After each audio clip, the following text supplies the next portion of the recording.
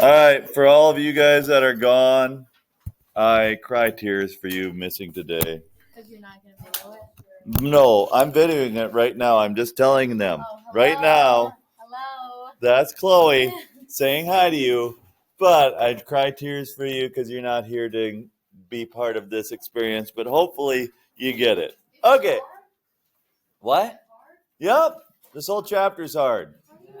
Last chapter was easy because, yeah, it was easy because out of all of you in here, how many people are in here? 24-ish? Yeah, there's like 24-ish. We had 21 of you at a 99% or higher on the test. So, yeah, you guys did well. Okay? So now it's going to get difficult, and now you got to put some time in and some effort in. Okay? Most of you put time and effort in last chapter. If you didn't put time or effort in, you didn't do very well in the test. So you need to put time and effort in. Okay? Some of you still have to take the test. Some of you still have to do the homework. So can't be gone all the time. Okay, so what are we doing this chapter? A little preview of what we're doing this chapter. You're going to have to prove that this equals this. I give you the answer right at the start of the problem. What's the answer? 0. You got to just show me why it's 0. Okay? And we're going to be doing this not this week, but we'll start it probably the end of next week. Okay? Somewhere next week we'll start on this. Okay. So, we're supposed to prove cotangent of x, sine of x, minus cosine squared of x, secant of x equals 0. Okay? Now, what have we said the cotangent of x is equal to? What over what?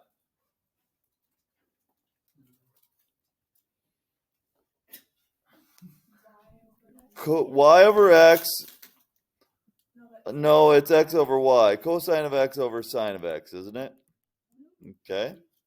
Cotangent of x is cosine of x over sine of x. We did mention this earlier this year a little bit. We'll circle the wagons and get everybody caught up on the same page here yet today. Times sine of x minus cosine squared of x. And what do we say secant of x was equal to? 1 over cosine of x. All right. Now, sine of x I can rewrite as sine of x over 1, right? And cosine squared of x is really cosine of x times cosine of x. And they're both basically over 1 as well. So I've got numerators and I've got denominators. Now, when you multiply, you can cancel a numerator with a denominator if they're the same, right? So I can cancel, and I get cosine of x. Now, I have cosine times cosine over cosine. So one of the cosines on top cancels with one of the cosines on the bottom. And I'm left with cosine times 1 over 1, which is just cosine of x. What's cosine of x minus cosine of x? 0 equals 0. I just proved that cotangent of x, sine of x, minus cosine squared of x, secant of x equals 0. And you're going, I'll never learn how to do that. Yes, you will. We'll do a whole bunch of these, and you'll get it down. So, I guess I haven't handed out note cards yet. Have I? No. So, I will have big note cards in my hand and little note cards in my hand. Or big note cards and medium note cards, but we'll just call them big and little for now. You tell me what you want, big or little. Is it 2 lessons today? Yes, 2 lessons today. One before and one after? Let's do that. 1 before lunch, 1 after lunch.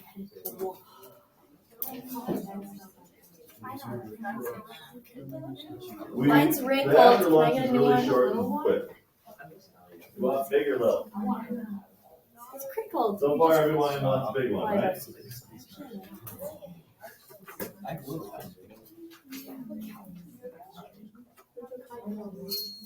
You want a small one? Emily doesn't mind it. Where?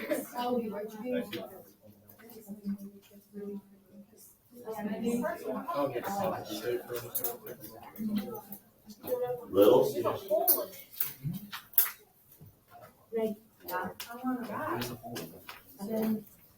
You what?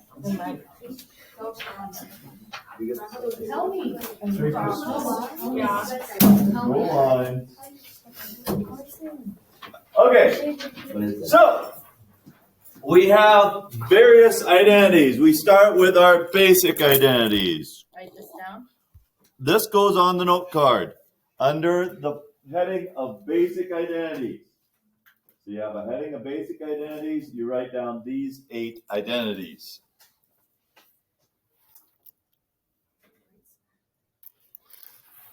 Write small. Write fairly small because we're going to have days worth of note card stuff. Now, you don't have to write tiny. Write big enough where you can read it. Can't we just get 2 note cards when we're on? No. Whoa. I'm serious about that. Why? Because I don't want all kinds of stuff on all kinds of note cards. There is just specific stuff that goes on your note card. Everything can fit on your note card.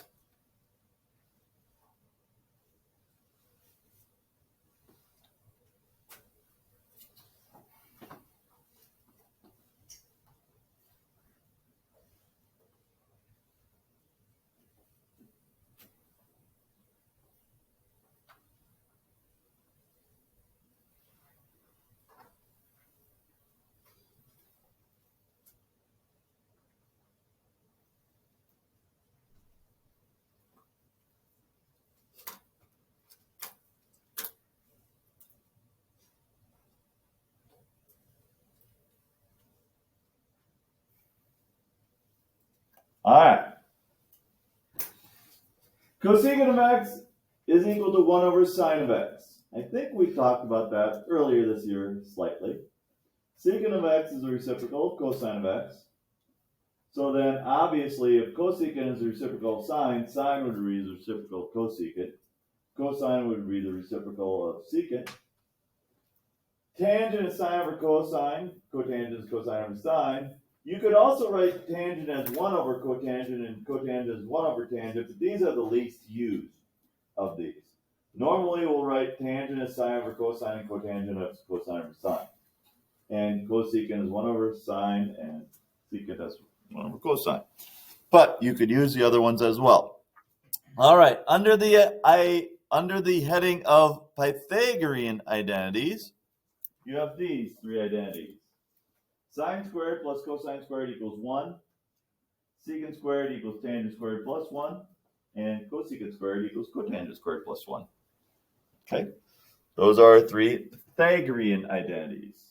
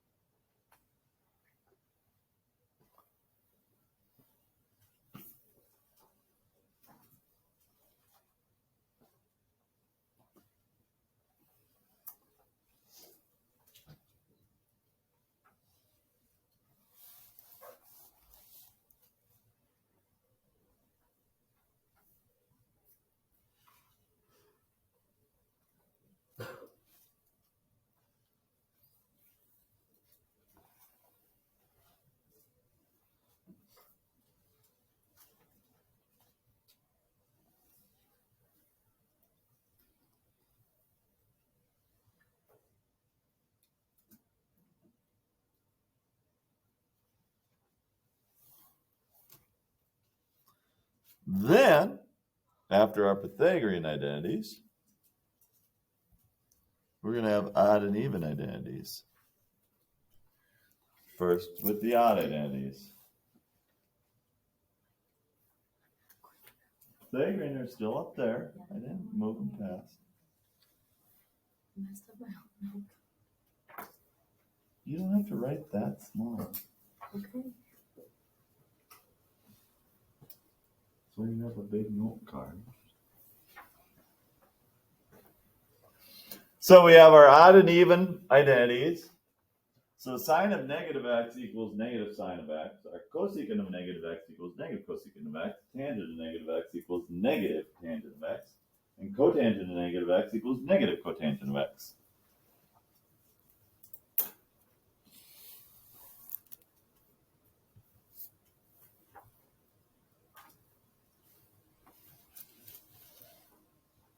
And then our even ones, cosine of negative x equals cosine of x, and secant of negative x equals secant of x. So cosine and secant, when it's a negative, it becomes a positive. The other four trig functions, a negative in parentheses goes out front of it. And we'll explain that. It has something to do with chapter 2, where we did our graphing. I'll show you why odd and even functions are the way they are on either Friday or next Monday. One of those two. I'll show you why. Probably Friday, but we'll see how the next couple days go.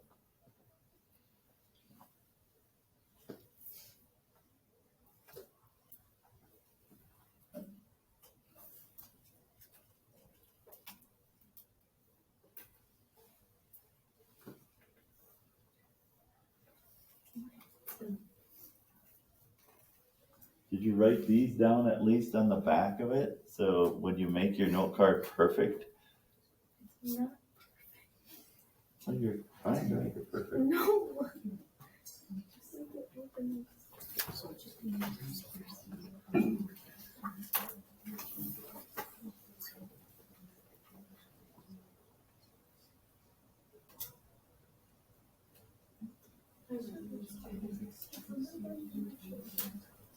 Two trigs one? The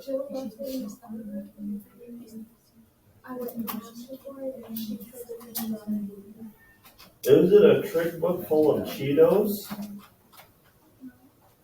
That left Cheeto stains all over in it?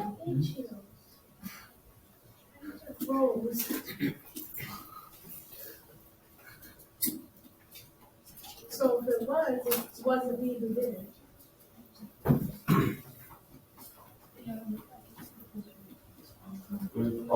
It's been in the archive.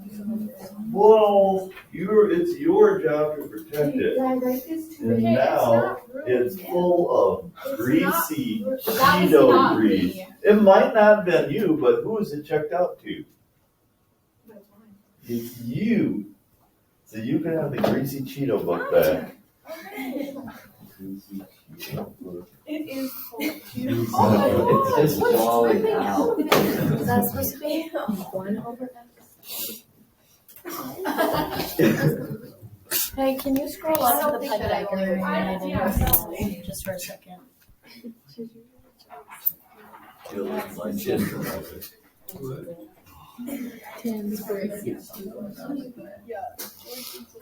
All right.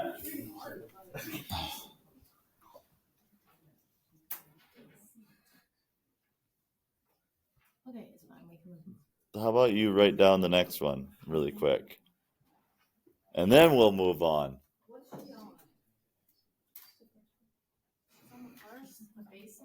No. What? I'm not. Second one, Pythagorean. Okay, I'm done. I'll do those tomorrow. All right. So, what we're going to do is we're going to start with some basic ones, like we're going to take this fraction and we're going to write it in terms of sine and cosine and then simplify it. So how would we do that? Well, how do we write cosecant in terms of sine and cosine? 1 over sine of x. How do I write cotangent of x in terms of sine and cosine?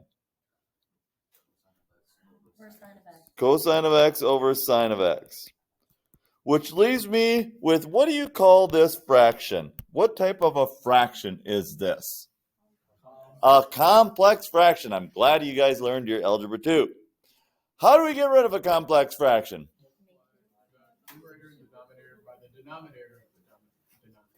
That was confusing.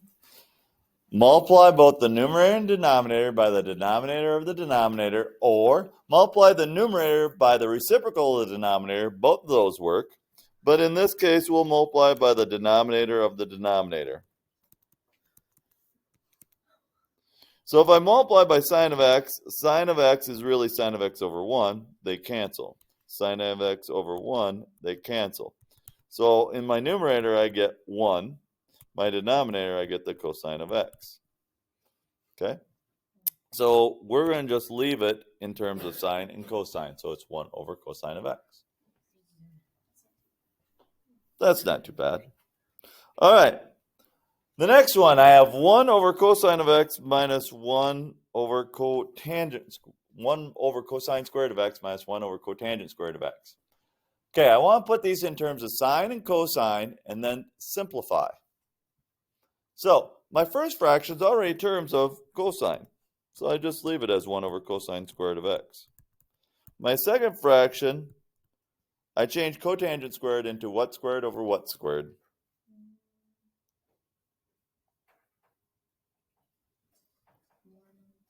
What's cotangent? Cosine over sine. So it's going to be cosine squared of x over sine squared of x. Because I'm not going to make cotangent squared of x and that denominator into 1 plus 1, or cosecant, to have a cosecant squared. That's just going to make it too complicated. All right. So my first fraction is fine. My second fraction is a complex fraction. So I multiply by the denominator of the denominator, which basically is a reciprocal. So I have 1 over cosine squared of x minus sine squared of x over cosine squared of x, because these cancel. Now I have a common denominator, and you can subtract when you have common denominators. 1 minus sine squared of x over cosine squared of x. All right, it's in terms of sine and cosine, but I can keep going. Chloe's getting stressed. We need to breathe. Okay. I'm so confused right now. 1 times Not yet. sine square root of x. How is that 1? What are you talking about? Is that 2 different fractions? This is 2 fractions. 1 over cosine squared minus sine squared over cosine squared. Then when we add or subtract, we can, since they both have the same denominator, we can just write them over one denominator. Now, remember, in your Pythagorean identities, sine squared of x plus cosine squared of x is equal to what? 1. What if I would subtract sine squared of x from each side? Then cosine squared of x would equal 1 minus sine squared of x. Oh, 1 minus sine squared of x is equal to cosine squared of x.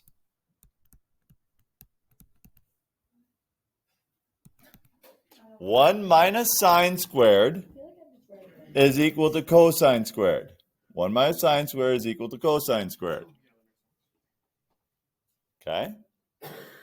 What's cosine squared of x over cosine squared of x equal to? Just 1. So this thing, through all of this process, worked out to be just plain and simple 1. So do you take that? You just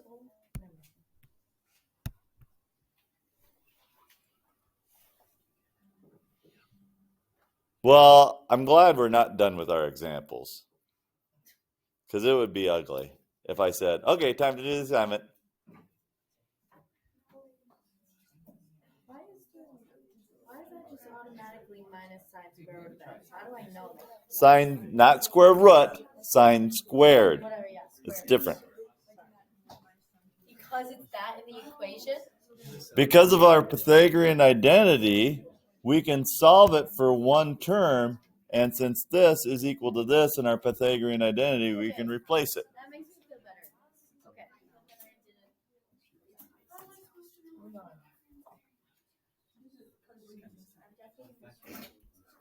Is it one? Is the answer one?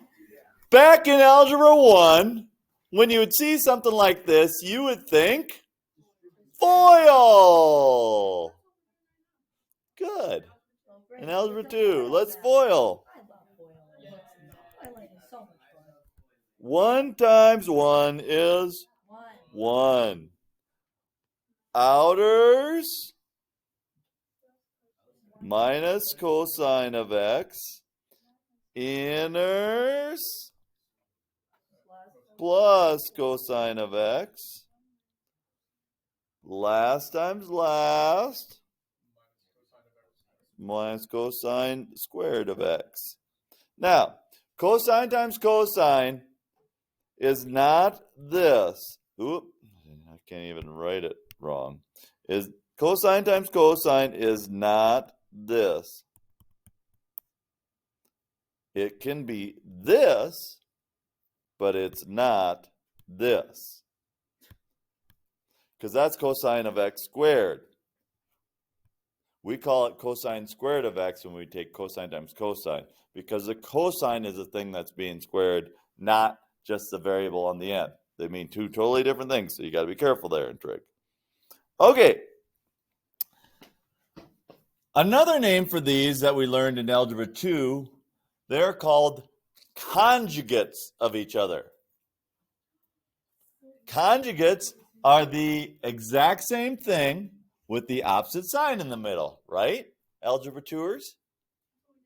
Okay, good. So, what always happens in conjugates?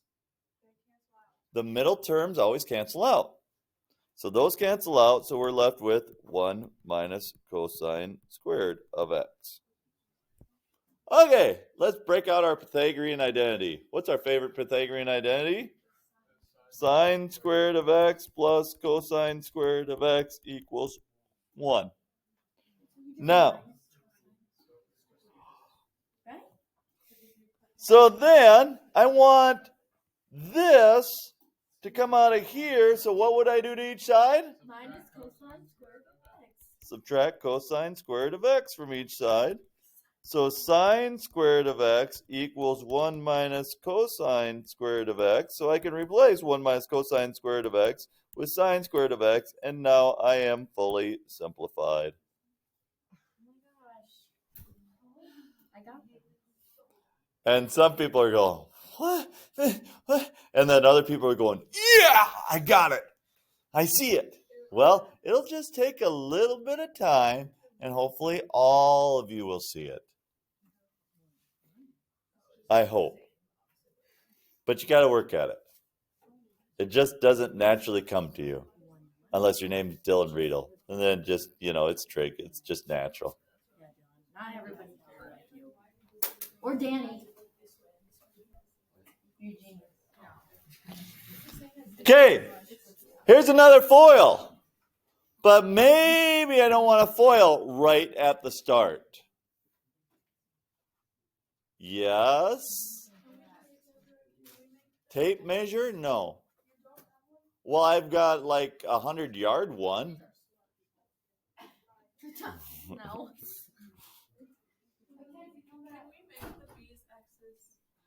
Yes. Okay.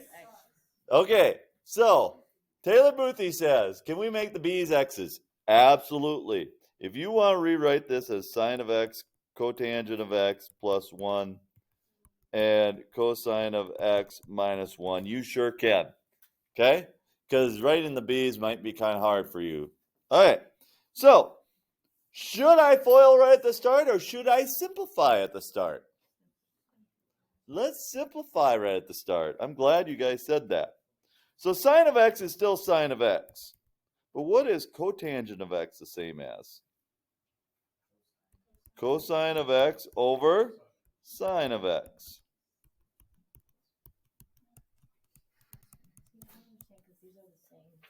Okay, so all I did was change cotangent into cosine over sine.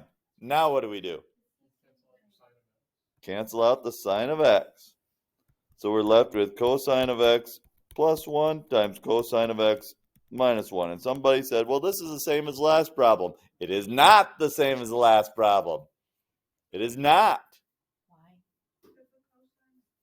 Because they're switched in order. Now, are these conjugates of each other? Yes. So I can simply write this as cosine squared of x minus 1. Correct? Because I multiplied first times first, outers and inners cancel, last times last. Okay. Now, our favorite Pythagorean identity. Sine squared of x plus cosine squared of x equals 1. I want cosine squared of x minus 1 somehow. So if I want minus 1, I'll subtract 1 from each side. So I'm at sine squared of x plus cosine squared of x minus 1 equals 0. But I can't have that sine squared on that side, so I have to subtract sine squared of x from each side. So cosine squared of x minus 1 equals negative sine squared of x.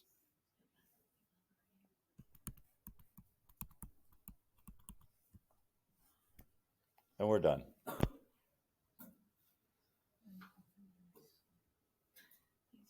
You got to wait just a little bit longer. Why do you need to subtract the sine? Because I can't have, because it's only cosine squared of x minus 1. It's not sine squared plus cosine squared plus minus 1. Yeah, it's got to be on the other side, so it's alone. All right. Oh, I guess you can go to the bathroom now. Because we're on page 165, 7 through 14, all. 7 through 14, all. So, didn't I give everybody a warning after the test? I have it. Maggie, come up here. Isabel, do you have your trig book? Okay, so you guys can share.